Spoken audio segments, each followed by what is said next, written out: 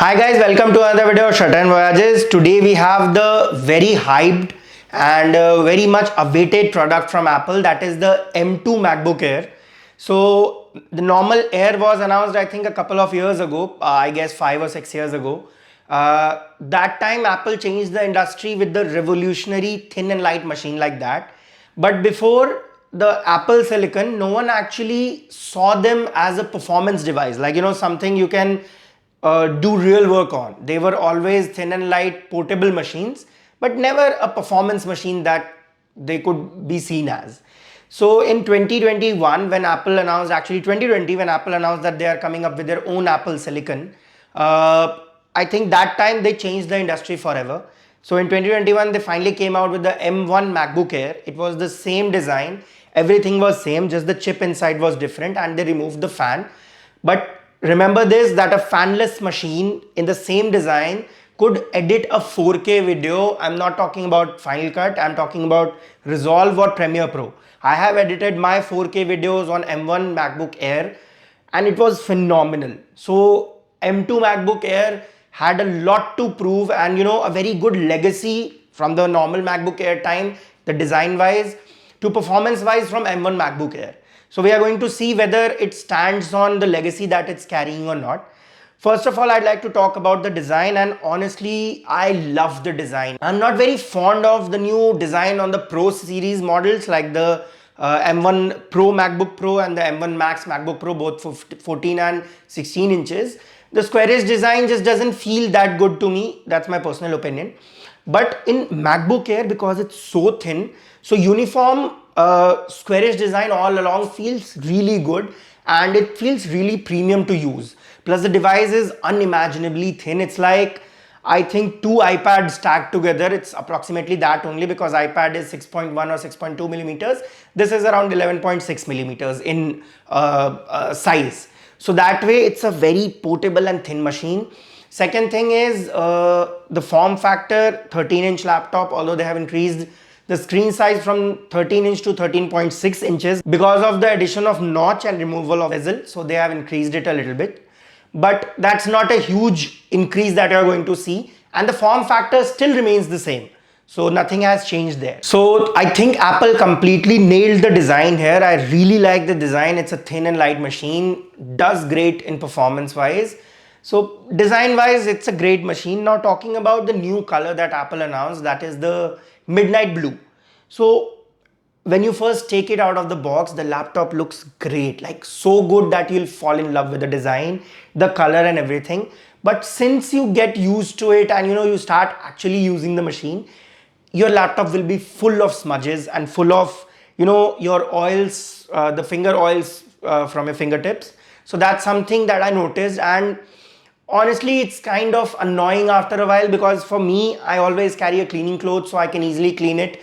Like I remember, if I cleaned the normal laptop 5 times a day, I had to do it at least 20 to 30 times a day, just because no matter what you do, how clean your hand is, even if you touch it lighter, like if you're just holding it, it'll have 2 fingerprints, one on top, one on bottom. So that's something that is very annoying for the midnight color.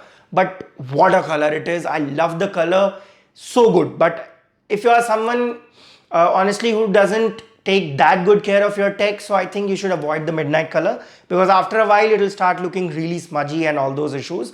Plus one thing, I haven't faced it myself, but I'm seeing it online, is when you are putting the USB cable for a lot of times, the color on the side is slowly fading away, like you can see the metal inside. So I don't know how long lasting the device will have effect, the color effect, but that thing is annoying for when you're paying this premium price for a laptop in this segment. So I think that's a little bit annoying. Now coming to the new screen. So they have improved the screen a lot. It's still an LCD display with a 60 Hz refresh rate. Again, I have cribbed a lot about 60 Hz in a lot of my videos. Same story continues here. But it's Mac OS, so it's generally smoother than what normally you get on a Windows machine. A lot smoother actually, 60 Hz wise. But still it's a 60 Hz display. Color production is good. I used it to edit videos, color grade videos, and it was good. The performance overall from the screen is good. You won't face any issue that way. One thing that Apple changed is they put the notch on top, as they did with the 14-inch and 16-inch Pro models. I have never hated the notch, at least on laptop, because it just gets blank when you are using something. So it's really never coming in your way while you're consuming content, while you're doing anything. It will never come in your way. So it's basically just an expanded version of the top bar. All it does is that. So, but a lot of people find it annoying, so you can hide it with software. But for me, it's not that of a big issue. Overall, I think Apple will implement Face ID soon on MacBooks. They'll start with the normal 14-inch and 16-inch. But yeah, they're eventually going to implement it on Air also. So I think in that direction, it's a good move. So overall, display is good. The notch is fine with me and looks really good. The keyboard and everything that they have done, the color and the design. The design wise, I think Apple nailed it. Now coming to the next part, that is performance. Although credit to Apple that we are talking about performance as a main point in our video in a portable, thin and light without fan machine. So let me give you a scenario. If the world would have been in a way where the M1 chip didn't exist, M2 would have been a killer machine. Like a revolutionary, groundbreaking machine, M2 would have been. But in the world where M1 exists, M2 is a evolution, not a revolution. So if you are using an M1 machine, I don't think it makes sense to come to M2. I'll point out the cons of M2 in a while. Some things that really shows the issues that M2 has, which M1 actually doesn't. If you are using an M1 MacBook Air and the design, apart from the design thing, there is not a real reason why you should switch to the M2 MacBook Air. Coming to the performance issues, honestly, performance is better than M1 MacBook Air, but what the problem here is that the M2 chip is more powerful than the M1 chip. Single core speed is higher.